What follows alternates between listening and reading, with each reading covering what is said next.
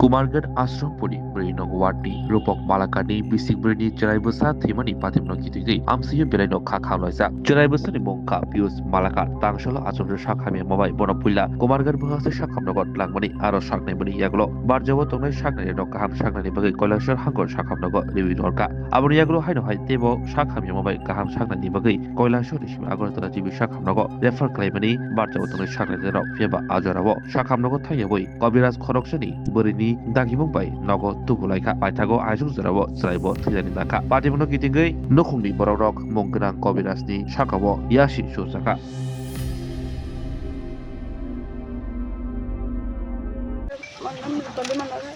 আমার ভাই রূপক মালাখা ভাইয়ের বউ পূজা মালাখা পরশুদিন সকালবেলা আমার ভাই প্রতিটা মানে যে মারা গেছে আমার পিয়ুষ মালাখার তার নাম বয়স 4 বছর।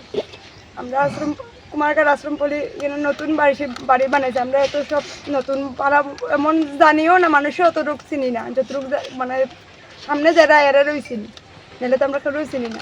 পরশুদিন সকালবেলা আমার ভাইটা ঘুমাইছে, সকালে আমরা থইয়া গেছি ঘুমোবেলা, হঠাৎ করে আমরা ঘরে খেয়েও আসলাম না, তার মা আসলো, ঘুমাইছে, ঘুমানোর পরে হঠাৎ করে দেখা অজ্ঞান হয়ে গেছে গিয়া ওইয়া শরীরের দাঁত লাগাইয়া ফিটুট হইয়া বেতালা অবস্থা। আমরা বাড়িতে আসলাম না, লগে লগে ফোন করছে, আইসে আমরা লগে লগে গেছি কুমারঘাট হসপিটালতে গিয়া এখান থেকে আধা ঘন্টার মতো রাখছে। ম্যাডামে কইছে এখানে তোমরা রেখো না, যাও গিয়া বাইরে বালা যেখানে হয় এখানে। আমরা লগে লগে কইছে কৈলাসে যাওয়ার লাগে, আমরা কৈলাসের লগে লগে গেছি। এখান থেকে গিয়া কৈলাসেরও ডাক্তারও দেখছে, দেখে হয়েছে তাহলে এখানেও রাখা যেত না, রাখতে পারতাম না, আগরতলা লইয়া যেতাম, আগরতলা লইয়া যাওয়ার অর্ধেক রাস্তা যেতাম পারছি না। এখান থেকে একটা মন্দিরে মনে ঠাকুর পাইছে এক বেটি, এখান থেকে ফোন করছে তোমরা তারা লইয়াও, তোমরা তারা লইয়া যেতে পারতে না, আধা ঘন্টা সময় গেলে গিয়াও তারার পাশাইতে পারতে না, আর পাশাইতে পারতেন তোমরা তাড়াতাড়ি লইয়াও। এমন ভাবে ফোকাস করছে আমরা আইতে বাধ্য পুরা না, আইনা কইছে গাড়ির চাকা যদি একটু আগায় আমার ভাইপো তার পাইতাম না, তারপরে সে আমরা লইয়া আইছি। আপনার ভাইপোতের নাম কি? পিয়ুষ মালাকার। কত বয়স হবে? 4 বছর। 4 বছর। সে কি আগের থেকে অসুস্থ আছে না? কোনো অসুখ কোনো কিছু না, হঠাৎ করে সকালে ঘুমের মধ্যে অজ্ঞান হয়ে যায় অবস্থা। ডাক্তার পরীক্ষা নিরীক্ষা করে কি কইছে? ডাক্তার বলছে এখানে বাইরে এখানে আর কোনো চিকিৎসা হইতো না, তারা চিকিৎসা করার মতো কোনো জিনিস এখানে নাই, বাইরে লইয়া যাও, বাইরে লইয়া যাও। আমরা লোক দেরি উঠছি না, 10-15 মিনিটের ভিতরে যেমনে তেমনি ব্যবস্থা করে লইয়া গেছে।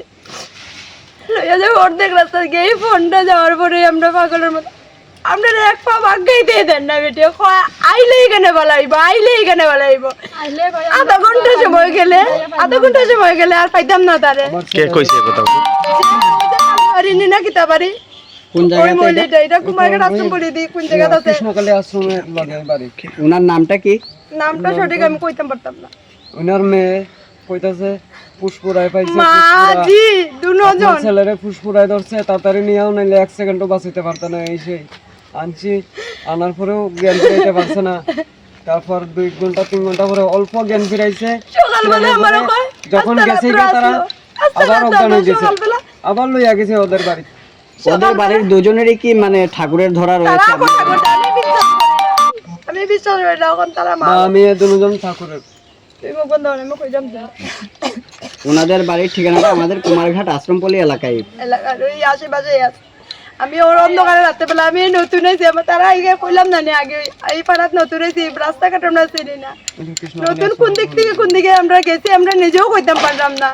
এমন অবস্থা, কার মা বাবা চাইব নিজের সন্তানকে নিজের হাতে হত্যা করতো? কেউ চাইবো নি। সোমবারে অসুস্থ হইছে হে, ওর পরে অসুস্থ হই না, প্রথমে আপনারা কুমারঘাট হাসপাতালে নিছেন, কুমারঘাট হাসপাতাল, সেখান থেকে কৈলাসহর থেকে আগরতলা লইয়া যাওয়ার লাগে, জীবিত যাওয়ার লাগে আমরা রওনা দিছি। অর্ধেক রাস্তা যাইতাম পারছি, আর আধা ঘন্টা 1 ঘন্টা জায়গার রাস্তা রয়েছে।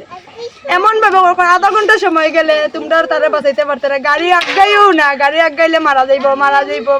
আমার কাছে লইয়াও না আইলে বাঁচাইতে পারতে না, সকালবেলা যখন রাত্রে লইয়া আসলাম শ্বাস পালার, আমি একটু পর দেখি শ্বাস পালাইনি, শ্বাস পালা সে কি কোনো হার্টের সমস্যা আছে না? কোনো সমস্যা না, আমার ভাই পুরো সুস্থ। সকালবেলা মোবাইল দেখছে করো, যেদিন ঘটনা এদিনও মোবাইল সকালে উঠছে। আপনাদের কি মনে হইতেছে সে যে হঠাৎ করে কারণে এটা হয়েছে?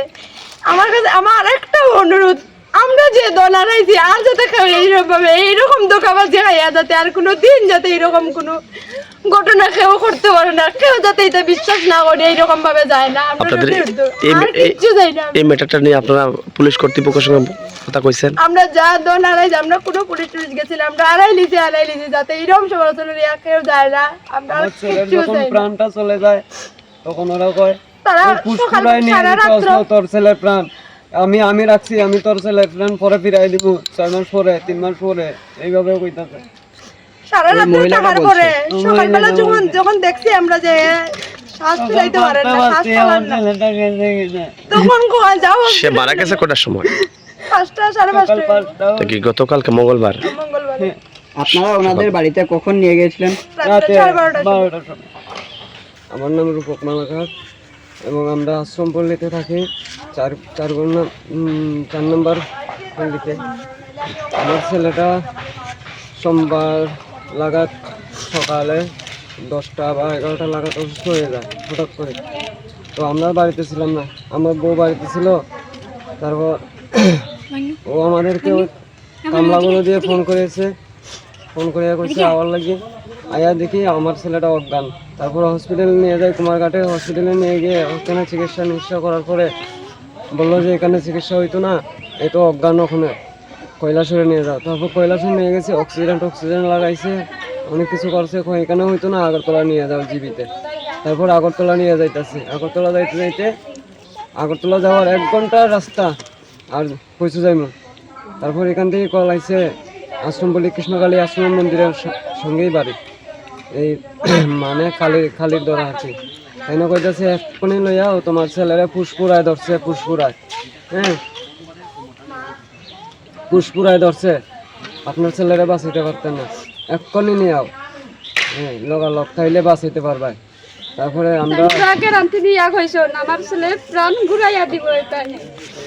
তারপর আমরা হসপিটালে আমরা ছেলেটারে বাঁচাইতে পারতাম না, তারা তো আমার প্রাণ ওর সকালে মরে গেছে। উনি ওই তথ্যটা কোথা থেকে পেয়েছিলেন? মানে আমি এখানে ছিলাম, আমার বোন তারা সবাই ওর আগরতলা নিয়ে গেছিল। আপনার ছেলে যে অসুস্থ হয়েছে কবে হয়েছে? সোমবার সকালে। আপনার ছেলে কি আগে থেকে কোনো অসুস্থ আসলো? না না, আগে থেকে আচ্ছা, কত বয়স তার এবং তার নাম? 4 বছর। নামটা তার? নাম পীয়ূষ মালাকার। আমরা গেছিলাম ওদের বাড়িতে আর কি, গিয়ে ঠাকুরের মন্দিরে প্রণাম করে ওনাকে বলছি আমার ছেলেকে তো আগরতলা নিয়ে যাচ্ছে, একটু দয়া করো যাতে আমার ছেলেটা রক্ষা হয়ে যায়। এখান থেকে তো দয়া করা যাবে না, ইয়ে করা যাবে না, হ্যাঁ কেলু ভাষায় কথা বলে, হ্যাঁ দয়া করা যাবে না, যাবে না, আপনারা যত তাড়াতাড়ি পারেন নিয়ে আসো, ওকে পুষ্পুরায় ধরেছে, পুষ্পুরায়, নাহলে বাঁচাতে পারবেন না। এই সেই করে না পারতে আমরা ফোন করে বললাম হাই নিয়ে আয় তোরা। তারপর নিয়ে আসলো, তারপরও জ্ঞান ফিরে নেই, কিছু ফিরে নেই। তারপর 2 ঘন্টা পর একটু 10-15 মিনিট পর্যন্ত একটু তাকাইলো, কথাই বলে না, তাকিয়ে একটু দুধ খালো। সোমবারের রাতের ঘটনা? হ্যাঁ সোমবারের রাতের ঘটনা। একটু দুধ খাইয়া এই যে কবিরাজের বাড়িতে কটার সময় নিয়ে আইছেন আপনারা? কবিরাজের বাড়িতে আমরা এসে পড়ছি ঠিক 10টার সময় রাত্রে? না 10টার সময় এখানে আইছি, এখান থেকে আবার বাড়িতে এখানে কতক্ষণ সময়? আবার 12টার সময় গেছি এখানে। এখানে কতক্ষণ সময় রাখছেন? এখানে তো সে মারা গেছে কবে? ওদের বাড়িতে সকালবেলা 5টার সময়, মঙ্গলবার ভোর 5টায়। 5:30 এখন ওনার আপনারা নামটা কি আপনার জানা আছে? কি কইবেন প্রশাসনের কাছে?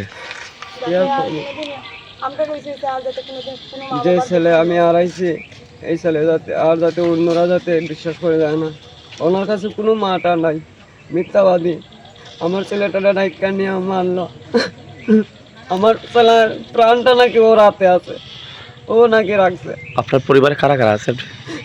আমি, আমার বউ, আমার মেয়ে আর আমার মা, আর কেউ নেই। কি করেন এমনি আপনি? আমি টুকটুক চালাই, মা চাকরি করে তহসিল অফিসে।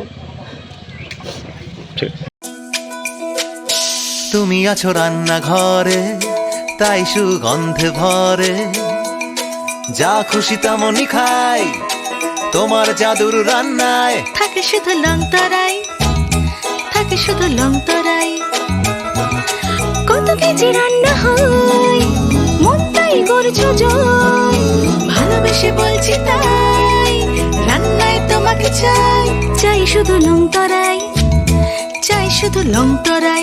লং তরাই গুঁড়ো মশলা, রান্নায় তোমাকে চাই। চাই শুধু লং তরাই।